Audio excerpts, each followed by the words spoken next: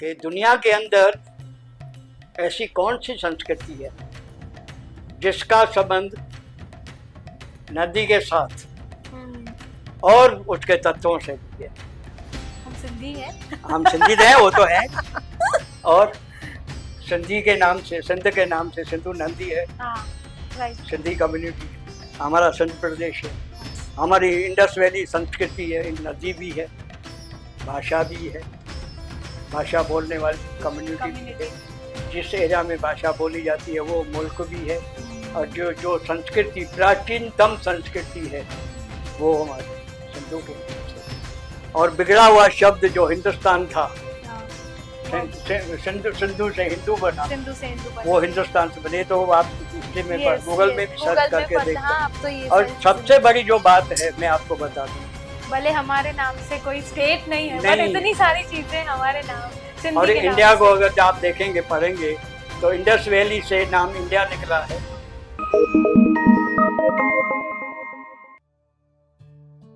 Hey everyone, welcome to CIS। तो आज के पॉडकास्ट में हम ऐसी पर्सनालिटी से मिलने वाले हैं जिनको Sindhi community and Sindhi culture के बारे में बहुत नॉलेज है।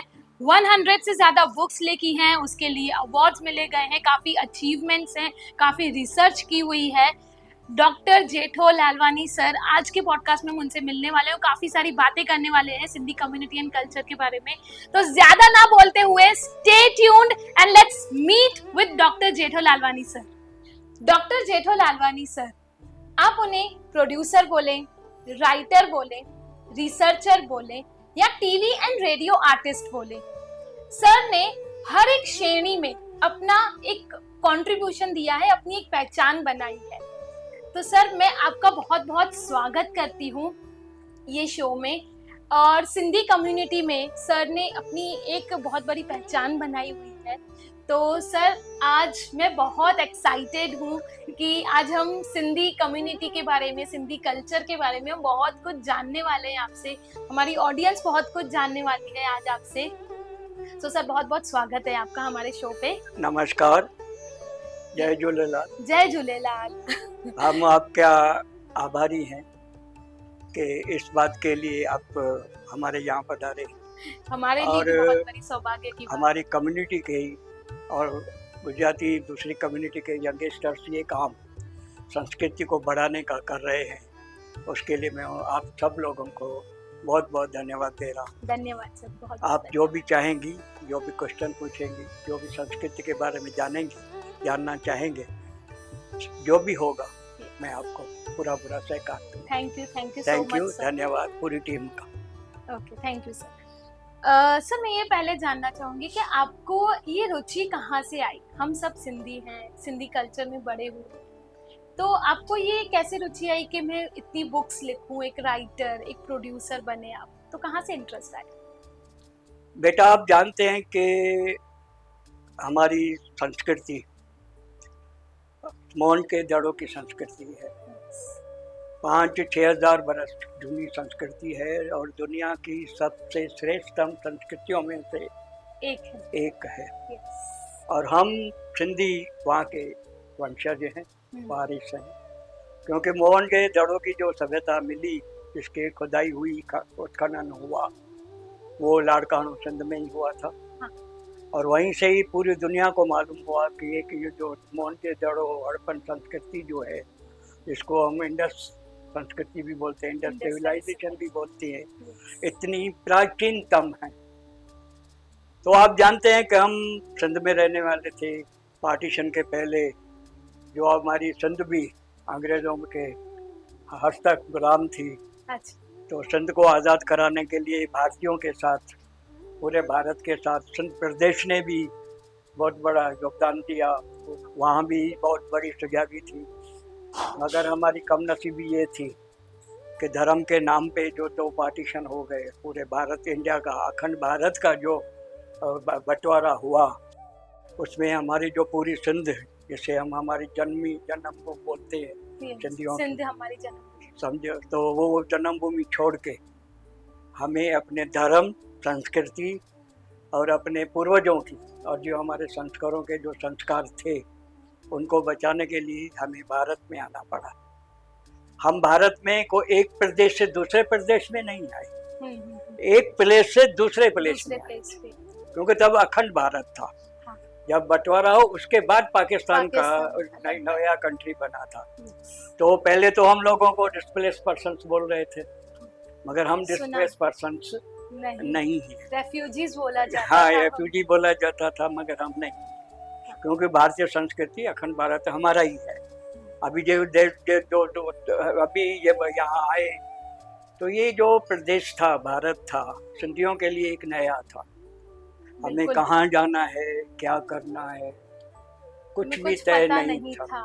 और जो सबसे बड़ी जो दिक्कत थी कि हमारे पूर्वजों ने देखा, सब कुछ हम छोड़ के आए वहाँ। हमारी जमीन, हमारी मिल्कियत, हमारे बंगले, हमारी जो संतान वो थी, परंपराएं थी, हमारे दरबार थी, हमारे ठिकाने थे, बहुत कुछ हम जो कुछ भी था वर्षों से, सदियों से जो हमारे पास था। हाँ। वो एक क्या बोलते हैं, हादसे में, मैं तो उसको हादसा ही बोलता हूँ, बोल सकता हूँ। एक रात में सब नया बन गया। तो वो छोड़ के जब यहाँ हम आए तो हमारे जो पूर्वज थे और जो सिंधी संस्कार थे हमारे सिंधियों के संस्कार ये है कि वो तो आप भी जानती हैं कि आपने भी सुना होगा, हम कभी भीख नहीं मांगते। हाँ। अपने पुरुषार्थ में हम विश्वास रखते हैं। हाँ, बिल्कुल। और आपने ये भी अभी देख लिया होगा कि अब 80 ईयर्स हो गए हैं, 80 साल हो गए हैं। हाँ। भारत अमृत महोत्सव मना रहा है, तो सिंधी अभी भी वो पहले जैसे नहीं रहे। अब पुरुषार्थी भी हैं और परमार्थी भी। और इंडिया की इकोनॉमी में और ट्रेड में, व्यापार में जो बहुत बड़ा सिंधियों का योगदान है।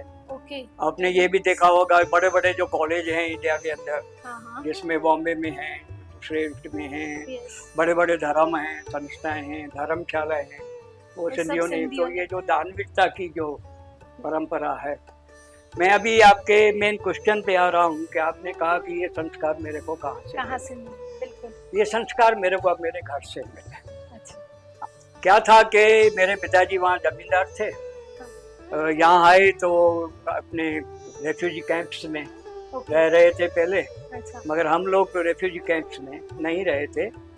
डायरेक्ट जो हमारे राजा थे, अपने क्या बोलते हैं इसको, जोधपुर के राजा की गाड़ी चलती है, अभी भी चलती, थर पार कर ली वहाँ से जो लाइन है, उसी में हम पहले वहाँ बारमेट में आए थे।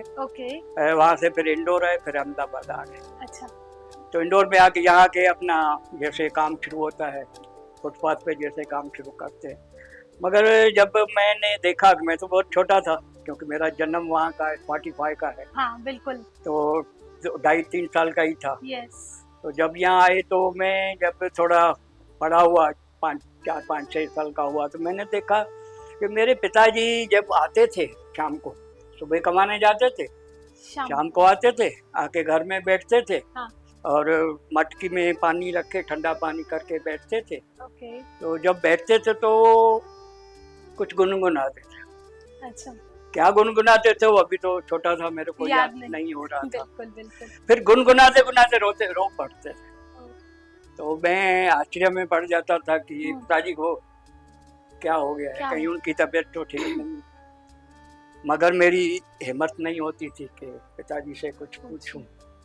फिर मम्मी जी से पूछा, दादी थी, हमारी दादी माँ थी, उनसे पूछा। तो उन्होंने बताया कि हमारे जो सर्वश्रेष्ठ शाह हैं, शाह अब्दुल लतीफ, जो दुनिया के सर्वश्रेष्ठतम कवि हैं। क्योंकि हम सिंधी बेसिकली सूफी हैं। सूफी, यस। और हमारे जो 3 क्लासिकल शायर हैं, शाह, सचल, सामी, 2 तो मोमेंडन है। हाँ। सिंधी मोमेंडन है। राइट। और वो सामी था, वो तो वेदांती था।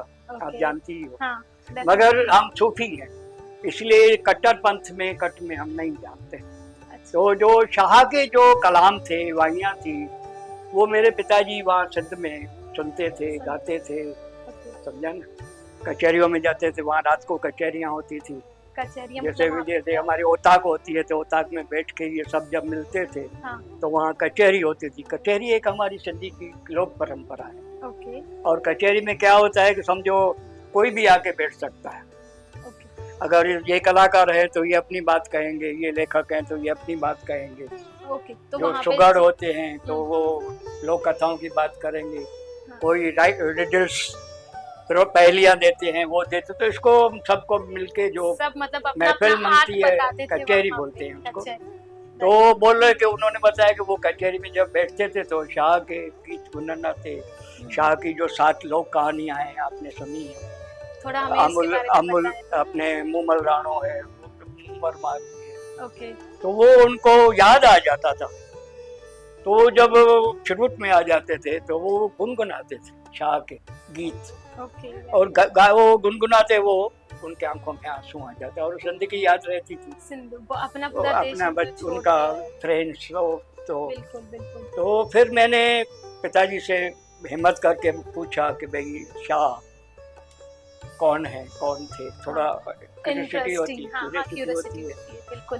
तो फिर उन्होंने बताया, कलाम भी बताए, और मेरी माँ गुरु ग्रंथ साहब को सुखमनी का अच्छा, ज्यादा, मेरी दादी माँ ज्यादा ओके। पाठ करती थी, और हमारी दादी संत की बातें हमें बताती थी कि ऐसा था ऐसी, और एक जो बहुत उस समय जो एक परंपरा थी घर में कि दादी हमें सुलाते समय हमें कहानियाँ बताती थी, दादी नानी की हाँ, कहानियाँ कहानियाँ बताती थी, और वो कहानियाँ पहले तो भूत प्रेत की होती थी तो थोड़ा ज्यादा राइट, इंटरेस्ट भी होता था, और इंटरेस्टिंग वो भी इसलिए रहता था। बताती थी कि हम कमजोर ना हो, हाँ, डरपोक ना उसके बने। पीछे भी एक हमेशा हाँ, छुपी होती थी बात। हाँ, वो बीच बीच में गीत भी सुनाती थी, कभी लोरी सुनाती थी। हाँ, फिर क्या था कि मेरे को माता शीतला माता निकली थी, जिसको हाँ, बड़ी माता बोलते हैं, यस, तो उसी समय उसको मनाने के लिए कि शीतला माता को ठार माता ठार वो हमारे सिंधियों का जो लोकगीत है, लोकगीत हम है, बोलते हैं। तो वो सुनाती। तो ये जो संस्कार सब बचपन से ही मेरे मन में एक जिज्ञासा पैदा करने लगा, और लगा भी हो गया। राइट, और दूसरा क्या था कि उस समय और कुछ तो मनोरंजन के साधन थे नहीं, मगर जब होली आती थी, हाँ हाँ, होली आती थी, दिवाली आती थी, तो होली के दिनों में हमारी जो अपनी जो बहनें थी, माताएं थी, बहुएं थी, यस, वो संध में तो 4 दीवारी के अंदर थी, बिल्कुल, वहीं होली खेलती थी। हाँ, मगर यहाँ तो थोड़ा ओपन हो गया, ओके, तो वो हम ये होली के अंदर जब होते हैं तो 1 महीना पहले सांग खेलते थे, स्वांग जिसको बोलते हैं, अच्छा, मजाक ये लोक फॉर्म है, हाँ, ये सभी हम कम्युनिटी में होता है, ये हम शायद जब शादियां होती हैं हाँ तब भी सिंधियों होता में, है, तभी भी ऐसा हाँ ऐसा करते हैं। तो वो सांग्स निकलते थे, और हम लोग बच्चे लोग दिवाली के दिन में होलिका जलाने के लिए हाँ, घर घर जाते थे, ओके, और लकड़ी पैसा जो भी कुछ मिलता था हम्म, वो इकट्ठा करते थे। और जब दिवाली आती थी, दशहरा आता था, तो राम लीलाएं आती थी, अच्छा, समझा नहीं? ओके, बाहर से, यहाँ से राजावीर पे या अलग जगह पे, तो रामलीला जो आती थी वो पहले के 2-3-4 दिन तो हिंदी में अपनी रामलीला अच्छा, पेश करते थे, ओके, मगर बाद में वो सिंधी में रामलीला पेश करते थे, वाओ, तो हम भी देखने जाते थे। हाँ, और कनेक्ट कर पाते हैं, हाँ देखने जाते थे, तो जब वो सरगस बना निकलते ना, हनुमान की निकली Yes, जय सिया राम, जय तो फिर सिया वो जब राम। निकलते तो हम भी एंथू में बोलते हैं, एंथी वही, सोचते एंथू हो जाते हैं, तो बिल्कुल बिल्कुल, इसी प्रकार जो संस्कार है पढ़ने वहाँ के, से लिखने के, क्या? और उसी समय सिंधी में बहुत बड़ा साहित्य कोश था, मैगजीन्स, अखबार सिंधी में सिंधी बहुत में आता निकल आती थी, बहुत आती ओके, थी, और घर में आती थी, अच्छा, तो वो घर में सब पढ़ते थे, हम भी पढ़ते थे, ओके, तो एक रीडिंग हैबिट जिसको बोलते हैं, बहुत जरूरी है आज हाँ बचपन से, बचपन से। और ये जो सब संस्कार मिलके फिर आपके सामने आज खड़ा हूँ। वेरी नाइस, बहुत बहुत आपका डाइवर्स मैंने देखा आपका पूरा, वेरी गुड। सो जैसे आपने बोला कि हम मोहनजोदड़ो आपने बात की, तो उसको मोहनजोदड़ो क्यों बोला जाता है, क्या रीजन है इसके पीछे? देखिए, अब इसके पीछे बहुत बड़ी एक तवारीख है इसकी है।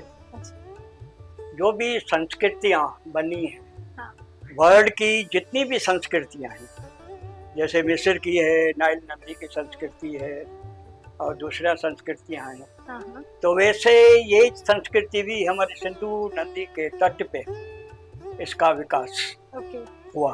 हाँ। अभी इसका जो जब उत्खनन हुआ है, उसका खनन हुआ है, उसको खोदाई हुई है उसमें, तो उसमें 7 से 8 लेयर हमें मिले हैं। अच्छा, किस मीन से एक शहर के ऊपर दूसरा, दूसरे के ऊपर तीसरा। ओके। तो 7 लेयर्स हमें इसमें मोहनको दड़ों में मिले हैं। अच्छा। तो उनके बर्बाद होने का, उनको खत्म होने का, तो जमीन में होने का बहुत से कारण बता रहे हैं। कभी कोई भूकंप बता रहा है। ओके। कभी कोई बता रहा है कि आग लगी थी, आग क्योंकि जंगलों में आग लगती थी। कभी भी आपने जंगल की बात सुनते हो तो जंगल के खत्म हो जाते तो बस्तियां खत्म हो जाती। बिल्कुल। और बहुत से बोलते हैं कि जब बरसात ज्यादा आती है, और सिंधु नदी का क्या है कि वो अपना जो वैकरा है ना उसको डाइवर्ट करती थी। अच्छा। ऐसे ऐसे करके, तो उसी हिसाब से उसका मोहन पे जो संस्कृति थी वो उसके बाद दबती गई, ऊपर आती गई, दबती गई, 7 प्रकार उसको उसकी आ गई। तो अभी इसको मोहन के दड़ों से जो उसका नाम जो पड़ा है, तो मोहन से मरो हो, जो मृत्युओं का टीला, तो उसको मृत्युओं का टीला के हिसाब से मोहन है। मगर अभी बिगड़ा हुआ जो नाम आ गया है ना, जैसे अब भ्रंश से भ्रंश हो जाता है कि भाषाओं में बदलाव आ जाता है, तो बहुत से लोग उनको मोहन के बदले मोहन भी बोलते समझा नहीं। मगर एक्चुअली उनका नाम मोहन है, जो मर गए हैं उनका टीला, जो अंदर जमीन के अंदर दबे हुए मर गए। बाकी तो उसकी संस्कृति तो आप जानती है।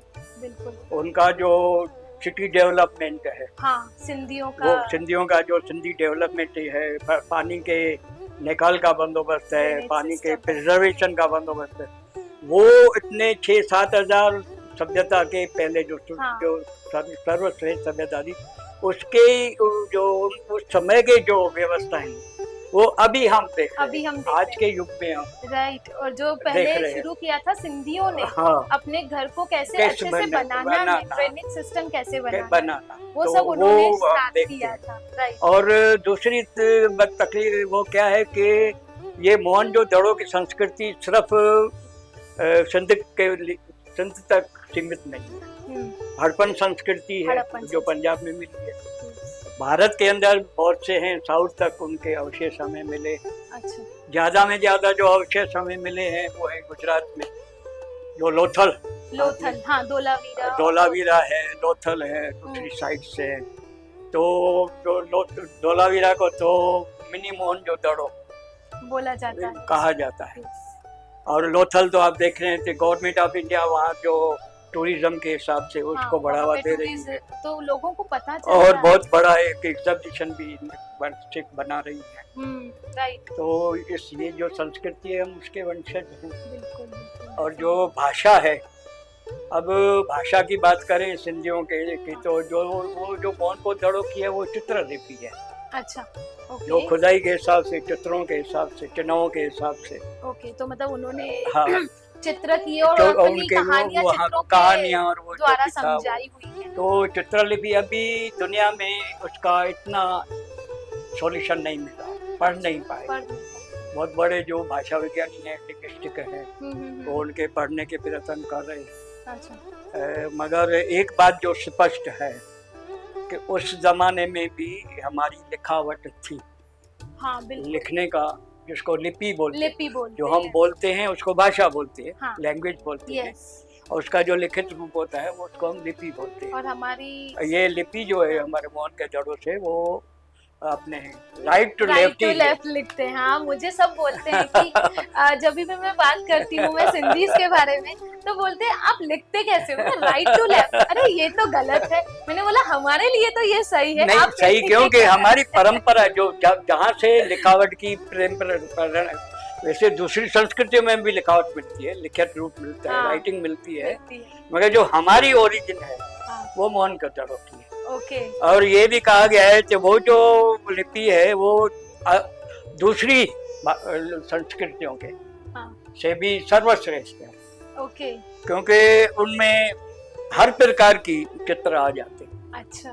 और जो मींडे बोलते हैं, अगर आप सिंधी देखते होंगे तो हम मींडे नीचे होते मैं हैं। सिंधी पढ़ी हुई हूँ। हाँ पढ़ी हो ना, तो हाँ, बावन बिल्कुल। 52 की 52 लेटर्स तो उसमें जो आप देखेंगे ना ज्यादा मींडों का हाँ, हाँ, ऊपर नीचे yes, उनकी yes, सेटिंग yes. हो जाती है ना, Yes, एक yes. सेटिंग हुई, दो हुई, तो उसी हिसाब से अर्थ उनका लैंग्वेज आ जाती है, अच्छा, ओके। जिसको हम सिंधी लिपि बोलते हैं। हाँ, और जब बनी थी तब उसको अरबी लिपि भी बोल दी जाती थी। ओके। तो वो संस्कृति है। तो हमारी जो, जितना मुझे पता है, ज़्यादा आप भी मुझे बता सकते हो कि हमारी जो सिंधी है वो देवनागरी और अरेबिक कहीं से आई हुई है। हाँ, अभी मैं आपको ये बताऊं तो मैंने जो लिपि की बात की तो मोहनजोदड़ो की लिपि जो चित्र लिपि थी, हाँ, अभी भी मानते हैं सब, मैं नहीं कहता, जो हाँ, बड़े हाँ, बड़े बिल्कुल, बिल्कुल। उसके बाद उनका कन्वर्ट ब्राह्मी लिपि में हुआ।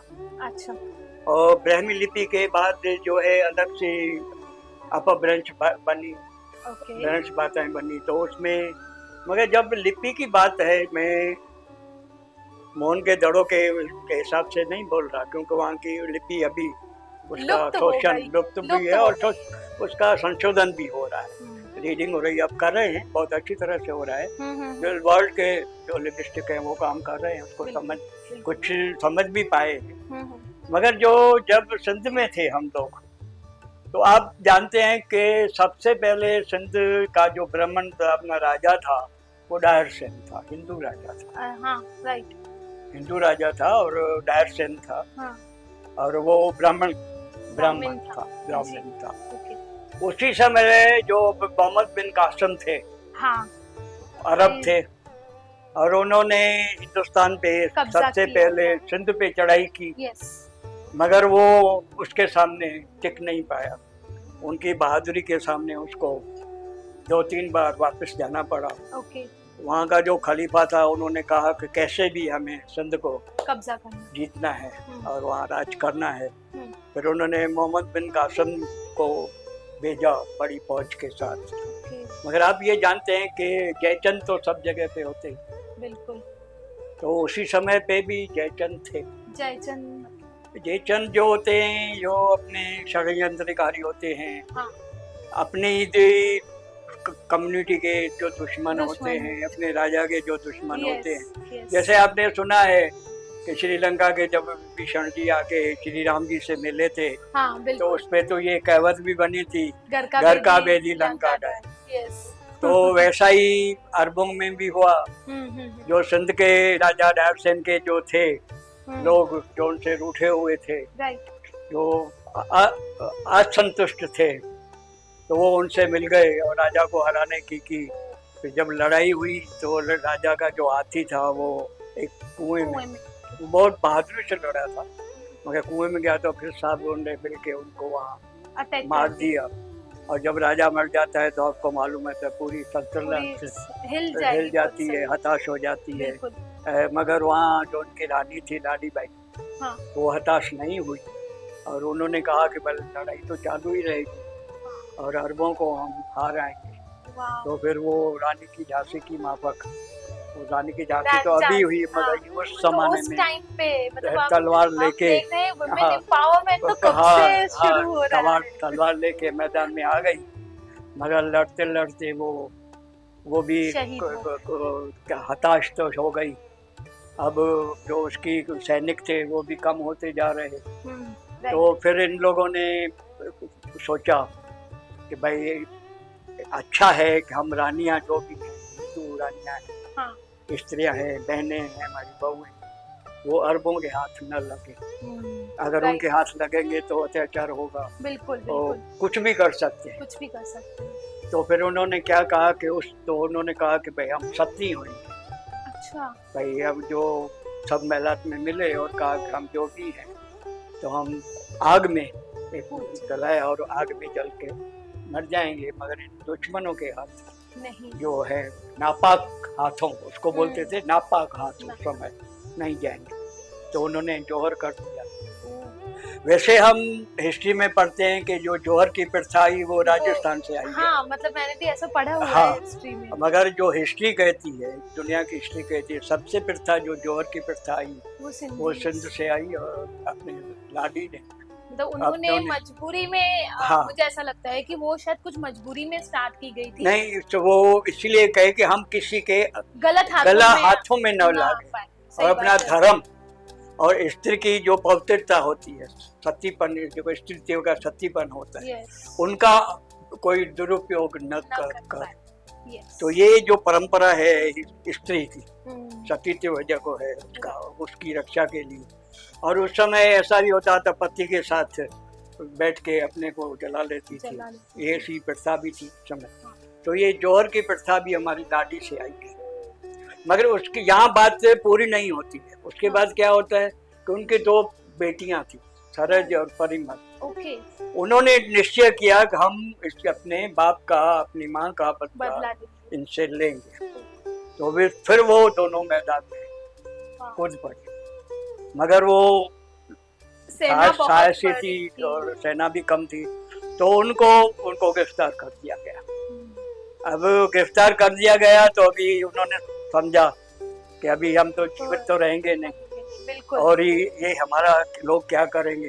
बिल्कुल, वो भी एक डर रहता था। हाँ। तो मगर इन्होंने ये निश्चय कर लिया कि हम इसका बदला जरूर लेंगे, कासिम का, मोहम्मद बिन कासिम का। हाँ। तो जब उसको पकड़ के वहाँ लेके गए तो उनके खलीफा था जो ईरान में, उनको जो मोहम्मद बिन कासिम था, हाँ। ये 2 यंग हसीन लड़कियां मैं उनको भेजूंगा, तो वो जो खलीफा है वो खुश हो जाए। तो उस जमाने में ऐसा होता था, हूरों और परियों की बात जो होती थी हुआ। तो इन्होंने उसको भेजा। तो इन्होंने क्या किया कि कांटा होता है, काट लगाते हैं, एक छोटे से कप में, वो कप नाइफ में, उसमें जहर लगा के इसमें डाल दिया बालों में, क्योंकि बाकी तो उसको कहीं भी पकड़ सकते थे कि कुछ भी नहीं ले जा सकती थी। वो तो अलाउड ही। तो जब वो राजा के खलीफे के सामने पहुंची तो खलीफे ने लगा उसको देख के पागल हो गया था, इतनी हसीन तोहफा, राजा की बेटियां। हाँ, हसीन तोहफा हिंदुस्तान का, समझा, हमें भेजा है, तो मैं तो इनसे शादी करूंगा, दोनों से, समझा। तो उन्होंने उनको कहा कि इनको जाओ, लेके जाओ, महलात में तैयार होके लेके आओ। तो वो सब उनको तैयार करके लेके आए।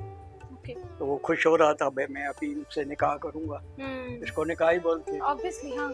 तो उन्होंने कहा, दोनों लड़कियों ने हिम्मत से, दोनों बहनों ने, कि आप जो ख्वाब देख रहे हो हमसे शादी करने का, और जो हम तैयारी भी कर रहे हो, मगर हम पवित्र नहीं। अच्छा, हम पवित्र नहीं। उसको गुस्सा आ गया, क्या बोलता, बोले हम आपके पहले खलीफे ने जो है ना हमारा दुरुपयोग किया। तो गुस्सा आ गया। तो ये जब उसने सुना कि ये मेरे को दूषण भेजी है इसने, तो उसको गुस्सा आ गया और बहुत गुस्से हो गया, और इसने क्या किया कि ऑर्डर किया कि जाओ, तो उसको खलीफे को गधे के उसमें खाल में मार के फेंक दो, समझा। अभी ये जो ऑर्डर हो गया तो सब लग गए। तो उन्होंने सोचा कि अभी ये हमें भी, इनको अगर आगे चल के सच्चाई का मालूम हुआ चलेगा तो हमको भी नहीं छोड़ेंगे। सही बात। तो फिर इन्होंने क्या किया, वो निकाल के जहर जो लगाया था अपने को। तो ये जो वीर नारियां जिसको बोलते हैं, सिंधी वीर नारी, तो पहली जो सिंधी वीर नारी थी वो लाडली थी। क्या बात है। और जो सरल जैन परिमल थी। उसके बाद तो ये आए अपने झांसी की रानी। नहीं, इनकी जो परंपरा करते हैं, सिंध के ऊपर इनका राज हुआ खलीफों का। हाँ। फिर उसके बाद बहुत सी कौमें आई, अरब आए, हूण आए, अपने कलोरा आए, और उसके पहले दूसरे भी बहुत सी कम्युनिटीज आई थी जिन्होंने वहाँ राज किया। मगर जो भी कम्युनिटियाँ विदेश से आई, तो सबसे पहले तो उनको बुला लग है जो सिंध का, हिंदुस्तान में आने का। तो सबसे पहले तो आक्रमण हिंदुस्तान पे ही, सिंध पे ही करेंगे, राइट। तो उसी हिसाब से उनकी परंपरा चली गई। फिर आगे चल के अपने क्या बोलते हैं, अकबर जो थे, मुगल भी आए, समझा नहीं। मगर जब अंग्रेज आए तो अंग्रेजों ने जब सिंध पे सिंध को जीता, कब्जा किया, हाँ। उसको जीता, तो उनका एक अंग्रेज वैसे खराब थे बोल सकते हैं, भ्रष्टाचारी भी नहीं कर सकते, मगर डिवाइड एंड रूल में वो मानते थे, उनकी पॉलिसी थी कि लोकल वालों को डिवाइड करके। और हाँ। मगर उनने एक बहुत एक अच्छी जो बात थी, वो अच्छी बात उनमें क्या थी कि अगर कहीं पे भी राज करना है, शासन चलाना है, हाँ। तो वहाँ की भाषा, ओके, वहाँ की भाषा, सिंध की भाषा हो, राजस्थान की भाषा हो, अपने साउथ की भाषाएं हो। हाँ। तो उन्होंने अपने जो वजीर थे, उनके जो सैनिक थे, हाँ, अधिकारी थे, अमलदार थे, उनको वो भाषा सिखाते थे। अच्छा, समझा? तो वो जैसे वो उनसे कनेक्ट हो जाते हैं, उनका विश्वास जीत लेते हैं। अगर कुछ लूप होल्स भी हद करने हो, हाँ, तो वो भी उनको बीच में रह के ही पता चल जाए उनकी भाषा में। तो जैसे मैंने स्टोरीज, मैं अपनी मम्मी से स्टोरी सुनती थी, दादी से स्टोरी सुनती थी कि झूलेलाल भगवान हमारे इष्ट देव। हाँ। तो उनका जो वो प्रकट हुए थे पानी में से, 40 दिन कुछ लोग बैठे थे नदी के किनारे पे, सिंधु नदी के किनारे पे बैठे थे, और उनका जो वो प्रकट हुए थे पानी से, तो उनको वरुण देव भी बोला जाता है। तो ये क्यों बैठना पड़ा था ऐसे सिंधियों को? बिटिया, आपने बहुत अच्छी बात की है, तमाम सुठी गाल कही अथव। हर पंथ में, हर धर्म में पंहिंजा पंहिंजा इष्ट देव हूंदा आहिनि, ऐं इष्ट देवियूं देवताऊं बि हूंदा आहिनि। हाणे जेकॾहिं असीं गुजरात में रहूं था, ॿियनि हंधि रहूं था, त गुजरात में देवियुनि जी वॾी मान्यता आहे, ऐं हुन में अंबे माता आहे, असांजी ॿियूं माताऊं आहिनि। तंहिंखां पोइ असांजी जेका सिंधियुनि जी माता आहे, उनखे असीं सिंधीअ में देवी चवंदा आहियूं, ऐं उहा देवी असांजी कहिड़ी आहे? उहा असांजी हिंगलाज माता आहे। पर उनखे असीं परंपरा उहा ई आहे, श्रद्धा उहा ई आहे, विश्वास उहो ई आहे, पर असां उनखे हिंगलाज माता जे रूप में, देवीअ जे रूप में कंदा आहियूं। ऐं जॾहिं असां कोई थधो कंदा आहियूं, गोगड़ो कंदा आहियूं या थधो कंदा आहियूं, या ठंडो विझंदा आहियूं, शीतला माता निकिरंदी आहे, ॿियो कुझु निकिरंदो आहे, त ठार माता ठाहे करे उन वक़्तु उन देवीअ खे असीं, ऐं देवीअ जा नवरात्रा थींदा आहिनि, जेके चेट महीने में, नवरात्रे में चेट महीने में ईंदा आहिनि। चेट महीने में असांजो हिकिड़ो जेको वॾे में वॾो असांजो ॾिणु आहे, दुनिया भर असां सिंधी मल्हाईंदा आहियूं, उहो ॾिणु आहे असांजो चेटीचंड। मैं एक रिक्वेस्ट करूंगी, अब हम थोड़ा सा हिंदी में बोलें तो क्या हमारी ऑडियंस को भी थोड़ा पता चले झूलेलाल भगवान। हम देवी की जो पूजा करते हैं, जो चैत्र मास के जो नवरात्रे होते हैं, उनकी तो हम पूजा करते हैं, सब लोग करते हैं। जो दिवाली के पहले, दशहरे के पहले नवरात्रे आते हैं, उसमें तो हम गरबे गाते हैं, पूजा होती है, अर्चना होती है, पाठ होती है, व्रत होता है, गरबे की सिंधी लोग भी गरबे गाते हैं बहुत। हाँ, मगर जो चैत्र मास का जो आता है, उनमें भजन भाव श्रेष्ठ होता है, उनकी पूजा अर्चना होती है, देवी की व्रत रखे जाते हैं। तो चैत्र मास के अंदर ही हमारा सिंधियों का सर्वश्रेष्ठ जो विक्रम संवत जिसको हम बोलते हैं, चेटी चंड का उत्सव आता है। तो चेटी चंड हम इसलिए भी मानते हैं, वैसे हम सिंधी लोग चंद्रमा में विश्वास रखते हैं। हर महीने के चांद को हम पूछते हैं। हाँ, जैसे गुजराती में गौरी व्रत होता है, तो हमारी नौमियाँ होती हैं, हमारी नौमियाँ भी होती हैं, और हमारा जो व्रत होता है, क्या नाम बोलते हैं उसको, मैं भी चलता हूँ, तो जैसे करवा चौथ होता है, तो उसकी तो हमारी तीजड़ी होती है, तीजड़ी होती है, तो उसमें असर भी करते हैं, और चांद की पूजा करते हैं। तो चेटी चंड के अंदर क्या था उस समय में सिंध के अंदर, क्योंकि मुसलमानों का राज था, तो मुसलमान की अलग अलग सूबे भी होते थे। जो राजाएं होते थे, उनको अपने अपने सूबे गवर्नरों को दे देते थे। नवाब होते थे। तो ठट्टे शहर में उस समय मर्ख बादशाह था, मोहम्मदियन बादशाह था, मर्ख बादशाह था। तो जो मौलवी थे और दूसरे जो कट्टर विरोधी थे, उन्होंने उनको भड़काया कि यहाँ हिंदू भी रहते हैं, हिंदू सनातनी हैं, अपनी अपनी पूजा करते हैं, सब में अगर आपको जन्नत चाहिए, जन्नत में स्वर्ग, हाँ, और आपको हुरें चाहिए, हुरें अप्सराएं, हाँ, तो एक ही धर्म का प्रचार कर। उस समय पूरे सिंध में, हिंदुस्तान में तलवार के जोर पे औरंगजेब ने, आपने सुना है कि धर्म परिवर्तन होता था, इस्लाम का प्रचार होता था। तो उसके मन में ये बात घर कर गई कि हमारे जो ये सूबा है, एरिया है, वहाँ उसका एक ही अल्लाह का ही नाम है, अल्लाह को ही जपो, अल्लाह को। तो उन्होंने फरमान किया, फरमान करते थे बजाने, तो कि भाई अभी इसके बाद एक ही अल्लाह का ही रहेगा, किसी और भगवान की इष्ट देव बादशाह ने ऑर्डर दिया है, आपको ऑर्डर कर दिया है, आपको ये मानना है। तो वो हिंदू लोग थे जिसमें सिंधी थे, डर गए, उनको लगा ये बादशाह का हुक्म है, राइट। फिर उन्होंने तब मुखियों का, पंचायत का जो प्रमुख होता था, मुखी, हाँ, उसकी भगवान से भी ज्यादा और राजा के से भी ज्यादा मानता समाज में होती थी। अच्छा। उनका जो शब्द होता था वो मंच अल्लाह, ईश्वर का, भगवान का शब्द हो जाए, पत्थर की लकीर हो जाए। तो वो सब मिले, तो उन्होंने सोचा कि भाई अभी क्या करें, धर्म तो परिवर्तन करेंगे नहीं कर सकते। तो बोले कि अब चलो उसको विनती करते हैं बादशाह कि भाई रिक्वेस्ट करते हैं, समझा। तो वो सब मिलने गए, बादशाह नहीं माना।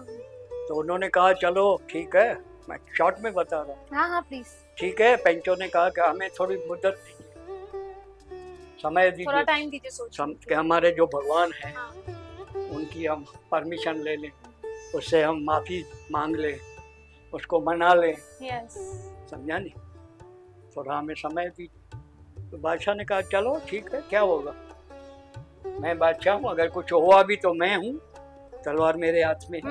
सही बात है, उनको ऐसा होता है, कत्लेआम करवा दूंगा सबको जो नहीं माना। तो उसने उसको मोहलत दी। तो कट्टरपंथियों ने इसको समझाया कि नहीं, इनको ये नहीं देनी चाहिए मोहलत, नहीं। तो उन्होंने बोला क्या होगा, कुछ नहीं होगा, इनको मोहलत दी।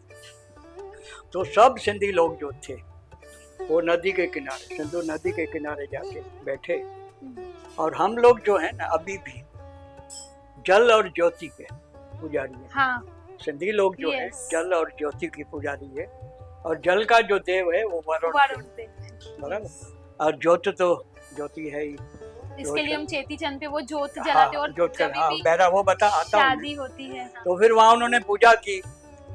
अभी इसमें पूजा करने में थोड़ा जो इतिहास कहता है उसमें थोड़ा कंफ्यूजन है। अच्छा। कोई बोलते हैं कि 3 दिन थे, कोई बोलता है कि 7 दिन थे, कोई बोलता है कि 40 दिन का जो अभी सेलिब्रेट करते हैं।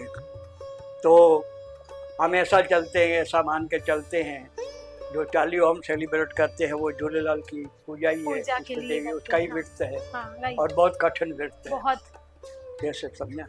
तो उन्होंने फिर वहाँ जब पूजा करके बैठे तो आकाशवाणी हुई, भाई आप घबराओ नहीं, मैं अवतार लूंगा, मैं आ रहा हूँ इस समय, इस दिन को मैं उसके घर में उदय चंद के इसके नाम जन्म लूंगा, और आपको डरने की कोई जरूरत नहीं है, समझा।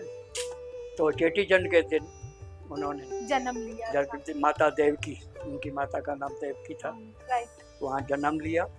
जब राजा उनको मालूम हुआ तो उन्होंने कहा कि ये बच्चा है, वो बच्चा क्या करेगा, मगर एक आस्था, आपका विश्वास। तो फिर वो उसके माता ने एक बार उसके मुंह खोला, जैसे कृष्ण भगवान का, तो उसने देखा कि इसके मुख में भी पूरा ब्रह्मांड है, और उसका तेज जो था, बच्चे का जो तेज होता है, हाँ। अगर आप देखते हैं कि भगवान के पीछे एक चक्र लगा होता है, तो वो तेज था, बताते हैं, वो तेज ही होता है, जिसका देखा। तो मरख बादशाह ने फिर एक अपने उसका वजीर था, अयो वजीर था, उसको बोला भाई जाके देख के आओ क्या है, और अगर हो सके तो उसको खत्म कर। तो वो आया, वो देखा, उसने वो गुलाब के फूल के अंदर जहर डाल के लेके आया कि छोटा बच्चा है, उसको सुंघा देंगे तो मर जाएगा। मगर जब वो गया उससे मिलने, उसके रूम में गया, पढ़ने में वो जुड़ रहा था, देखा तो उसका तेज तो बहुत हो गया। फिर वो आगे जैसे ही बढ़ा तो उसका पाँव जो है, बच्चे के पाँव ऐसे करते हैं ना छोटे बच्चे, पाँव ऐसे करते, उसके हाथ को लगा, जो फूल था हाथ गिर गया और उसके तेज से वो जो है उसका मृत्यु हो गया। वो जाके उसको बादशाह को बताया कि भाई वो तो ऑर्डिनरी इंसान नहीं। फिर इसने क्या किया, ये छोटा ही था, मगर इसने उसको बादशाह को समझाने के लिए कर्ष नहीं किए, जिनको चमत्कार बोला जाए। चमत्कार आपने सुना है? हाँ, बिल्कुल। चमत्कार की बातें आपने बहुत सुनी है, रामायण में सब में होती है। उन्होंने चमत्कार करके पहले उसको उनके महलात में गया, मिला, तो उसको समझाने का प्रयत्न किया, मगर जो मौलवी थे उनको पकड़ने की प्रयत्न, वहाँ से गायब हो गया। फिर उसके सपने में गया, छोटी बहुत बड़ी है कथा, छोटे में बता। फिर उसने कष्ट किया, फिर उसको जो नंदी थी अपनी, चंदू नंदी, वहाँ से एक फौज कप्तान के रूप में, उसका रूप है, फोटो में मिलता है, हाथ में तलवार है, झूलेलाल का। वो आता है और वहाँ उसको डराता है कि पूरा शहर पानी में डूब जाता है। पहले तो आग लग जाती है, फिर वो फौज आती है, सबको मार रहे हैं, ये सब उसका उनको दृश्य सपने में दिखाया, तो वो थोड़ा डर जाता भी है, समझा। फिर भी उसको बोलता है कि नहीं, इसको लेके आओ दरबार में, हमसे बात करे। फिर ये दरबार में जाता है, तो दरबार में जो बजाता है वो जो अभी विराट रूप आप देख रहे हैं, दाढ़ी वाला, तब वो उस रूप में वो जाता है और उसको समझाता है ईश्वर, अल्लाह, जो भी एक और जिसको भी, वो तो एक ही है, हमने उसको अलग बना दिया, हमने कुछ भी बोलो। और तुम्हारी दो आंखें, एक आंख है वो तुम्हारी अल्लाह की आंख है, दूसरी आंख है वो तुम्हारी ईश्वर की आंख है। तो अपनी प्रजा को दृष्टि तो एक ही है, एक ही दृष्टि से देखो और उसको बहुत अच्छे मैसेजेस, उसके ऊपर जुल्म मत करो। तो वो फिर मान गया, बोले ठीक है। अगर जो मैं अभी जो बात कहना चाहता हूँ, जो मैं पहले भी कहना चाहता हूँ, तो उसको समझा के उसका कत्ल नहीं किया, उसको मारा नहीं, हमारे इष्ट देव, उसको धमकाया नहीं, समझावट से उसको सीधे रास्ते पे लेके, मीन्स ऐसा नहीं की उन्होंने, जैसे हमने पहले बात की थी, हिंसा होती थी, जिन्होंने ऐसा से, जो हम सूफीज्म की परंपरा है।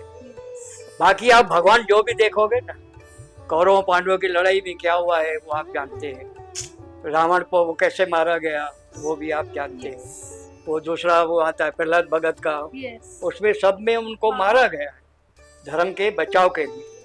और ये भी कहा गया है कि जब जब होती हानि धर्म की, मैं होता लेके आता हूँ।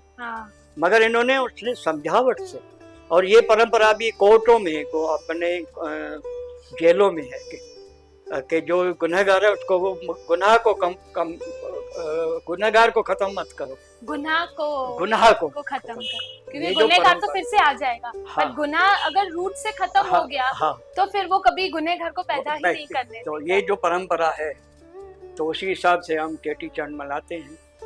और इष्ट देव वो उसमें हम बताऊं, चेटी चंड जो है वो पंजाब के अपने राज्य के कच्छी लोग भी, कच्छी लोहाना लोग हैं, अच्छा, वो भी मानते हैं। और वो बहरानो निकालते हैं, बैर घाट होता है समुद्र, जो हम ज्योति जलाते हैं, वो उसमें पानी में अर्पण करते हैं। और सिंधी दिवस के हिसाब से, क्योंकि भारत में रहते हैं, सिंधी दिवस के तो सबसे बड़ा हमारा त्योहार है ये चेटी चंड, जो आप जानते हैं। बहुत और इसके बाद आगे बहुत इंफॉर्मेटिव था। अभी मैं आपसे एक लास्ट रिक्वेस्ट करूंगी कि आज के जो यंगस्टर्स हैं हमारे, जो उनके पेरेंट्स हैं, आप उनके लिए और उनके बच्चों के लिए क्या बोलेंगे कि आजकल की जो पीढ़ी है वो कैसे सिंधी के कल्चर से जुड़ी रहे, वो कैसे अपनी जो रूट्स है ना उसको पकड़ के रखें? आप क्या उनको सजेशंस देंगे उसके लिए? देखिए, आपने जो बात कही इसमें एक बात मैं और जोड़ूंगा कि जो हमारे धार्मिक त्योहार हैं, धार्मिक त्योहारों में अलग अलग हैं। जैसे हमारा खाना अलग है, कड़ी गुजराती भी खाते हैं, हमारे सिंधियों की कड़ी अलग है। दाल पकवान है, सिंधी दाल पकवान के लिए फेमस है, पापड़ के लिए मशहूर हैं। ऐसे बहुत से खाने हैं। हाँ। वो खाने में बाद में बात करेंगे। मगर संस्कृति की बात करते हैं तो जो हम त्योहार मनाते हैं, जैसे दिवाली मनाते हैं, दिवाली तो पूरे इंडिया लेवल, इंटरनेशनल लेवल पे भी अब तो मनाई, मगर हमारे जो दिवाली मनाने की जो परंपरा है वो अलग है। मेले वाला लगाते हैं, हटड़ी रखते हैं, यस, टिक करते हैं, हाँ। तो लक्ष्मी की पूजा करते हैं। लक्ष्मी की पूजा करते हैं। वैसे होली की बात करते हैं तो होलिका की जो होलिका जलाई जाती है, हम रोड रखते हैं, धागा रखते हैं, धागा बांध के रखते हैं, वो रोड जल जाता है मगर धागा नहीं जलता। तो ये जो अलग अलग परंपराएं हैं, वैसे ही जो अभी इंडिया के अंदर जो ज्यादा में ज्यादा, वैसे तो वो संत पाकिस्तान में भी मनाया जाता है, वो चेटी चंड है और पूज्य चाली। ओके। तो चेटी चंड के दिन, एक के दिन अभी जो भी है ना, यंगस्टर्स, नौजवान पीढ़ी जो है, वो चेटी चंड को मानती है, पूजा अर्चना करती है, बहरानों निकालती है। हमारा जो लोक नृत्य छेज है, डांडिया रास जिसको गरबे के समान, वो गाती है। और जब परवान करने जाती है, बहरानों को अर्पण करते हैं जो उसको जल में, तो वहाँ जो गीत गाते हैं उसको हम पंजरा बोलते हैं, राधा साईं के गीत बोलते हैं। तो अब जी जो यंगस्टर्स है उसमें धीरे धीरे अभी यंगस्टर्स उसमें पार्टिसिपेट ले, मगर जितनी कक्षा में जिस लेवल पे होना चाहिए उतना नहीं है। मीन्स ये जो चेटी चंड है, हमारी जनरेशन को बचपन से जो बच्चे हैं उनको ये अभी प्रेरणा मिल रही है। हम सिंधी लोग, हमारा इष्ट देव सिंधी है, हमारी संस्कृति सिंधी। और जो चालियों है ना, चालियों में तो इतनी बड़ी मान्यता हो गई है, इतनी बड़ी मान्यता हो गई है। तो जो चालियों का जो व्रत है बहुत कठिन व्रत है, उसमें बहुत कठिन व्रत है, सारे क्राइटेरियाज, मगर आजकल वो यंगस्टर्स भी रखते हैं। हाईली क्वालिफाइड कम रखते हैं, वो श्रद्धा रखते हैं, खाली चेटीचंड भी मनाते हैं। मगर जो दूसरे मिडिल एज है, दूसरे हैं जिनको अपनी भाषा के प्रति अभी भी लगाव है, तो वो चेटीचंड जो मिडिल एज वाले होते हैं ना, वो चूल्हे इसको चालियों को, तो चालिये की जो महानता बढ़ गई ना, पहले से बढ़ गई। तो आपने जो कहा कि यंगस्टर्स को क्या कहें, एक बात और भी अभी देखी गई है कि यंगस्टर्स अपने रूट्स के लिए, क्योंकि दूसरी कम्युनिटी के रूट्स के बारे में सुनते हैं, अब गूगल पे जाते हैं, दूसरे जगह पे जाते हैं, दूसरे लोगों के रीति रिवाजों में जाते हैं, दुनिया में जाते हैं, तो उनको ऐसा लगता है कि हम जो सिंधी हैं, सिंधी तो हमारी तो अपनी रूट्स तो हैं ही।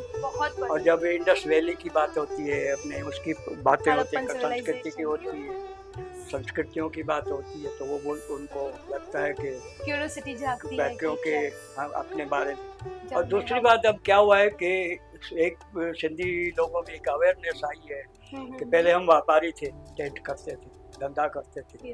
अब घर में दो तीन बेटे हैं तो एक दो को हम हाईली क्वालिफाइड करके जॉब करते हैं, बच्चे। दूसरा जो लड़कियां नहीं पढ़ती थी उनको हम एजुकेशन, बच्चों से भी ज्यादा एजुकेशन दे रहे हैं, तो वो भी अवेयरनेस आई है।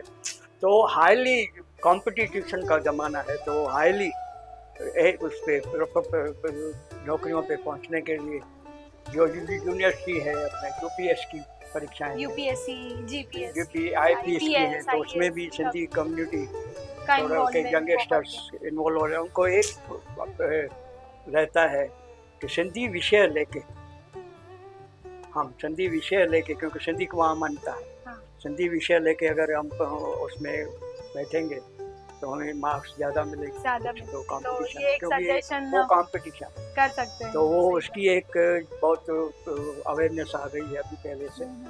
बहुत से यंगस्टर्स अभी नजदीक में ही आईपीएस यूपीएस में किया है, तो इसी बहाने वो अपना सिंधी लिटरेचर देवनागरी पढ़ते हैं। जब वो सिंधी लिटरेचर से जुड़ते हैं, मीन्स अपने रूट से जुड़ते हैं, अपनी संस्कृति से जुड़ते हैं, अपनी भाषा से जुड़ते हैं। जुड़ते तो ये जो अवेयरनेस है, तो मैं सब यही दूंगा कि सबको कि जो भी हमारी सिंधी कम्युनिटी है उनको हम अपने जो भी संस्कार हैं, जो भी रीति रिवाज त्यौहार है, उसमें हम अपने बच्चों ज्यादा से ज्यादा बच्चों को इन्वॉल्व करें, उनको कुछ बताएं।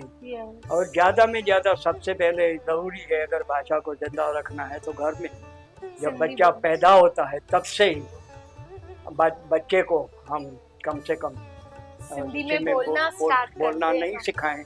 तो जब कानों में, अगर समझो माता है वो लोली नहीं गा सकती, तो आजकल तो टेक्निकल से उनके कान में सिंधी भाषा का थोड़ा उनको सिंधी भाषा का घर में अगर माहौल थोड़ा भी बने, वोकल कल्चर के हिसाब से बने, सही बात तो जो भाषा के जो कान में होते हैं ना, अथवा तो यहाँ जहाँ हमारे बाल मंदिर चलते हैं, तो वहाँ नर्सरी राइम्स जैसे हैं, उन बच्चों को नर्सरी राइम में कोई भाषा तो वो क्या वो समझते नहीं है, वो स्क्रिप्ट तो होती नहीं है, गाएंगे तो उसमें उन बच्चों को नर्सरी राइम सिंधी के इतने बड़े हैं, बहुत अच्छा सजेशन है, उनसे जुड़े।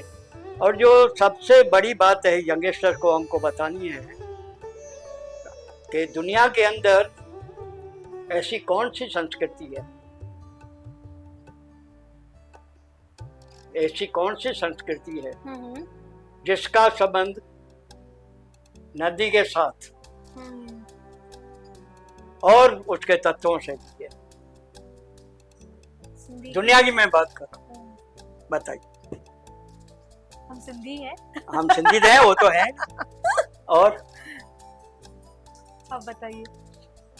देखिए, नाइल नदी तो आपने सुनी है, उसके नाम से कोई कम्युनिटी नहीं है। सिंधी के नाम से, सिंध के नाम से सिंधु नदी है, सिंधी कम्युनिटी है। जो वो मिस्र की जो संस्कृति है, मिस्र के नाम से कोई मुल्क नहीं है, हमारा सिंध प्रदेश है। बहुत अच्छी बात। संस्कृति के नाम से कोई संस्कृति, जिसको मिस्र संस्कृति के नाम से हमारी इंडस वैली संस्कृति है, इंडस वैली संस्कृति है, मीन्स नदी भी है, भाषा भी है, भाषा बोलने वाली कम्युनिटी भी है, जिस एरिया में भाषा बोली जाती है वो मुल्क भी है। और जो संस्कृति प्राचीनतम संस्कृति है वो हमारे सिंधु के नाम से, भले हमारे नाम से कोई स्टेट नहीं है, पर इतनी सारी चीजें हमारे नाम सिंधी और के नाम इंडिया को अगर आप देखेंगे, पढ़ेंगे, तो इंडस वैली से नाम इंडिया निकला है, और बिगड़ा हुआ शब्द जो हिंदुस्तान था, सिंधु से हिंदू बना, वो हिंदुस्तान से बने। तो आप हिस्ट्री में गूगल में भी सर्च करके देखते। और सबसे बड़ी जो बात है मैं आपको बता दूं, वर्ल्ड की लव स्टोरीज कितनी है, दुनिया की हर भाषा की बोलता हूँ। रोमन जूलियट बोला सुना है, पंजाब की हीर रांझा सुना है, ऐसी बहुत सी भी है, बहुत सारी है। मगर ऐसी कौन सी लव स्टोरी है जिसको इश्क़ दास्तान बोला जाता है, अच्छा, जिसमें देश प्रेम का संदेश है? वर्ल्ड की बताइए।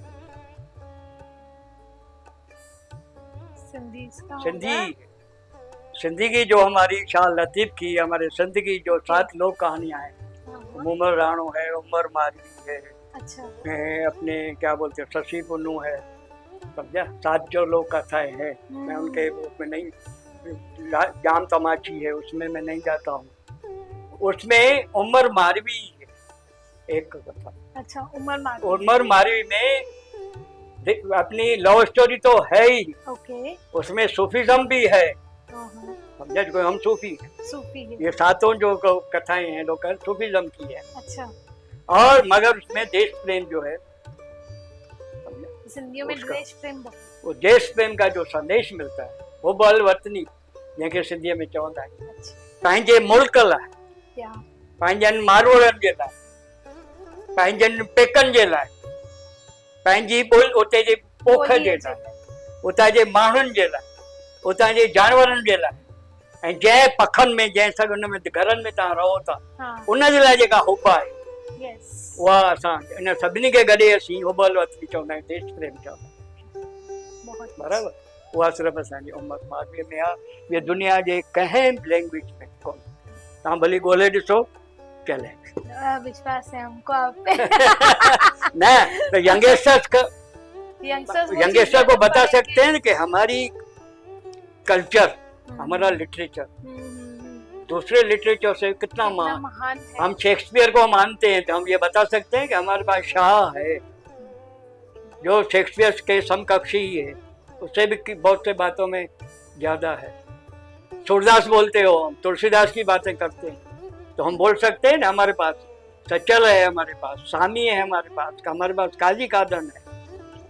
मीरा की बात करते हैं हम तो मीरा के भजन हमारे सिंधी में भी है। मीरा की ये जो प्रेम प्रकाश आश्रम किसके नाम से चलता है? प्रेम प्रकाश ही है, मीरा के प्रकाश ही है। आपने देखे यही है, आप सामने ही देखो बराबर। तो सबसे बड़ा महान ग्रंथ जो सिंधी में लिखा है हिंदी में कृष्णा आयर, वो इनके प्रेम प्रकाश वालों ने लिखा है। आयर समझा? तुलसीदास ने जैसे रामायण लिखा था तो उसने कृष्ण काव्य लिखा। Very nice. तो मैं चाहूंगा, आपने मुझे सुना, आपने मुझे मौका दिया आपसे बात करने के लिए, यंगेस्ट कह रही उसके लिए धन्यवाद। और मैं यंगस्टर्स को फिर से विनती करता हूँ, उसके साथ उनके पूर्वजों को, क्योंकि जो बड़े लोग हैं घर में, दादा है, दादी है, कि बचपन से ही जब बच्चा घर में पैदा होता है, भले उससे बात नहीं कर सकते तो कम से कम सिंधी बोलो, सिंधी बोलने की आवाज़, अल्फ़ाबेट की आवाज़, सिंधी गायन वोकल कल्चर की आवाज़ उनके कानों में, सिंधी मिठड़ी भाषा जो आहे लफ़्ज़ उन्हनि जे कननि में तव्हां ज़रूरु विझो। ऐं नंढपण खां ई जीअं तव्हां उन्हनि जा गीत ॿियनि भाषाउनि में ॿुधी करे ख़ुशि था थियो त उन्हनि खे पंहिंजा सिंधी गीत बि उन्हनि खे थोरो ॿुधायो ऐं उन में फ़ख़ुरु वठो। ऐं जिते बि वञो, जेके बि थींदा हुजनि, सिंधी मेला मलाखड़ा ॾिण वार, उते पंहिंजे ॿारनि खे वठी वञो ऐं उन्हनि खे सम्झायो। ऐं आख़िर में मां जेको चवंदो आहियां सदाईं, जीअ में आहे जेसीं जान, जीअ में आहे जेसीं जान, ज़िंदह रहंदी पंहिंजी ज़ुबान। जीअ में आहे जेसीं जान, ज़िंदह रहंदी पंहिंजी ज़ुबान। सिंधी तोखे कोन छॾींदुसि, सिंधी तोखे कोन छॾींदुसि, तो लाइ पंहिंजी जान ॾींदुसि। सिंधी तोखे कोन छॾींदुसि, तो लाइ पंहिंजी जान ॾींदुसि। सिंध छॾीसीं परवाह न, काई चिंता कोन्हे, हिंद में तोखे हाणे अॾींदुसि। सिंध छॾीसीं परवाह न आहे, हिंद में तोखे हाणे अॾींदुसि। ऐं उन असांखे अॾण जा तरीक़ा आहिनि, असांजी संस्कृति, असांजी भाषा, असांजी खाद खुराक, असांजो पहिरवास। ऐं असां हिंदुस्तान जे अंदरि जेका लद्दाख में, लेह लद्दाख में सिंधु दर्शन यात्रा, उहो बि असांजो सिंधु आहे। सिंध में जेको असांजो क़ौमी तरामो आहे, पंजाब, सिंध, गुजरात, बरामा, असांजी सिंधी संस्कृति उते बि आहे। ऐं कच्छ, राजस्थान, बाड़मेर, जिते असांजा सिंधी ॻोठ आहिनि, सिंधी संस्कृति आहे, जिते लाॾा अॼु बि ॻाता था वञनि, नृत्य अॼु बि कया था वञनि। त ॿियो न त घटि में घटि जॾहिं असांखे मौक़ो मिले त उन्हनि जे बारे में असीं ॼाण हासिलु कयूं, या उतां जी ज़ियारत ज़रूरु कयूं। सिंध नथा वञी सघूं, ज़ियारत माना यात्रा, उहो असांजो पुण्य थींदो। ऐं सिंधीअ खे ज़िंदह रखिणो आहे त इहे ई तरीक़ा आहिनि, वोकल कल्चर जे ज़रिए ऐं नौजवाननि जे ज़रिए वधि में वधि असांखे लिपीअ जो को बि झगड़ो कोन्हे। भली नौजवान पीढ़ी देवनागरी लिपीअ के में पढ़े, के रोमन लिपीअ में पढ़े, पर सिंधी पढ़े, सिंधी समझे, सिंधी समझे। सिंधी। जय हिंद, थैंक यू, जय सिंध, जय सिंध। महिरबानी तव्हां सभिनी। Thank you so much. तव्हां अॼु असांखे इलाही सभु नॉलेज ॾिनो, हमें बहुत कुछ नॉलेज मिला, हमें हमारी ऑडियंस को बहुत नॉलेज मिला है। तो मैं आशा करती हूँ कि आज जितनी भी हमारी ऑडियंस ने ये पॉडकास्ट देखा होगा, वो बहुत उनको सिंधी के कल्चर के बारे में पता चला होगा। जो दूसरे कल्चर वाले हैं, जो दूसरे कल्चर के हैं, उनको भी हमारे सिंधी के बारे में काफ़ी कुछ जानकारी मिली होगी। Thank you.